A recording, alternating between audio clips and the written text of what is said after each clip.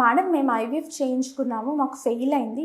అసలు ఐవీఎఫ్ అనేది ఎన్నిసార్లు చేయించుకోవచ్చు అని ఒక పేషెంట్ అడిగారు. దాని గురించి తెలుసుకుందాం.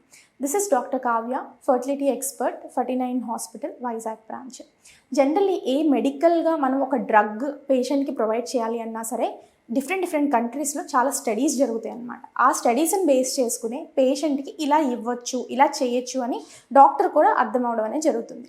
ఐవీఎఫ్ దగ్గరికి వచ్చేసరికి వెరీ లెస్ స్టడీస్, చాలా తక్కువ మంది ఎన్ని ఐవీఎఫ్ సైకిల్స్ చేయించుకోవచ్చు అని చేయడం అనేది జరిగింది.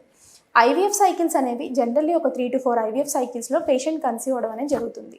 ఇన్స్పైట్ ఆఫ్ 3 to 4 ఐవీఎఫ్ అయిన తర్వాత పేషెంట్ కన్సీవ్ అవ్వలేకపోతున్నారు అంటే దెర్ ఆర్ డిఫరెంట్ ఫ్యాక్టర్స్, చాలా ఫ్యాక్టర్స్ అనేవి ఉంటాయన్నమాట. సో ఫస్ట్ ఐవీఎఫ్ సైకిల్లో ఫెయిల్ అయినట్టయితే ఎంబ్రియోస్ కానీ ఉంటే కనుక ఖచ్చితంగా ఎంబ్రియో ట్రాన్స్ఫర్ అనేది చేయించుకోవడం అనేది చాలా మంచిది. ఒక ఐవీఎఫ్ సైకిల్ ఫెయిల్ అయితే సెకండ్ టైం కూడా ఫెయిల్ అవుతుంది అని ఎంబ్రియో ట్రాన్స్ఫర్ చేయించుకోకపోతే మనకు సక్సెస్ అనేది రాదు.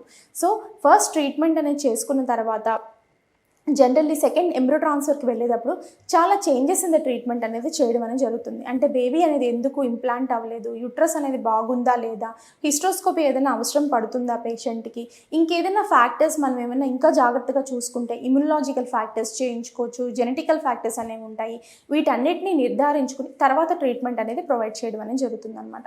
కొంతమందికి ఐవీఎఫ్ ఫెయిల్ అయ్యడానికి కారణం వచ్చేసి కాన్సాగ్యునస్ మ్యారేజెస్, అంటే భార్యాభర్తలు దగ్గర సంబంధం వాళ్ళు ఉంటారు. ఆ దగ్గర సంబంధులు ఉండడం మూలంగా వాళ్ళు న్యాచురల్గా ట్రై చేసినా కాదు, ఐవీఎఫ్లో కూడా ఏంటంటే జెనెటికల్ ప్రాబ్లమ్స్ ఉండడం మూలంగా జరగకపోవడం అనేది జరుగుతుంది అనమాట.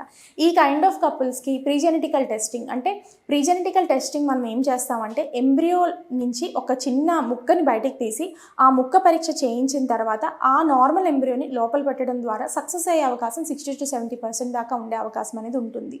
రెస్ట్ ఆఫ్ ద 20 to 30% ఎందుకు ఐడెంటిఫై చేయలేము అంటే ఓన్లీ జెనెటిక్స్ని బేస్ చేసుకుని ఒక్కటే ఎంబ్రియో ట్రాన్స్ఫర్ అనేది ఇంప్లాంటేషన్ అనేది ఆధారపడి ఉండదు.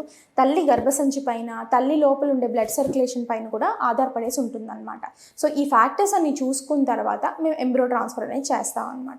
సో ఇప్పుడు ఈ పేషెంట్ అడిగిన క్వశ్చన్, మేడం ఎన్ని చేయించుకోవచ్చు ఐవీఎఫ్స్ అని చెప్పేసి.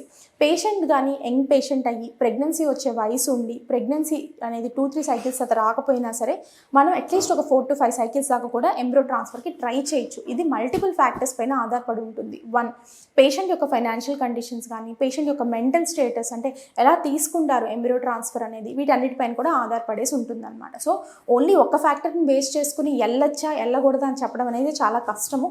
సో ఈ ప్రాక్టికల్ పాయింట్స్ అన్నిటిని కూడా బేస్ చేసుకుని మనం ఎంబ్రియో ట్రాన్స్ఫర్ అనేది ఫర్దర్గా పేషెంట్కి అడ్వైస్ చేయడం అనేది జరుగుతుందన్నమాట. సో ఇన్ కేస్ మీకు మల్టిపుల్ ఫెయిల్ అయినట్లు అయితే టెక్నాలజీ అనేది చాలా ఇంప్రూవ్మెంట్ అయింది. ఈ టెక్నాలజీని యూజ్ చేసుకుని చాలామంది కపుల్స్ ప్రెగ్నెన్సీ అనేది తెచ్చుకుంటున్నారు. సో ఈ టెక్నాలజీ అనేది ఏ రకంగా ఉంటుందా అని చెప్పేసి నియర్ బై ఫర్టిలిటీ సెంటర్కి వెళ్తే ఖచ్చితంగా మీకు ఎక్స్ప్లెయిన్ చేయడం అనేది జరుగుతుంది.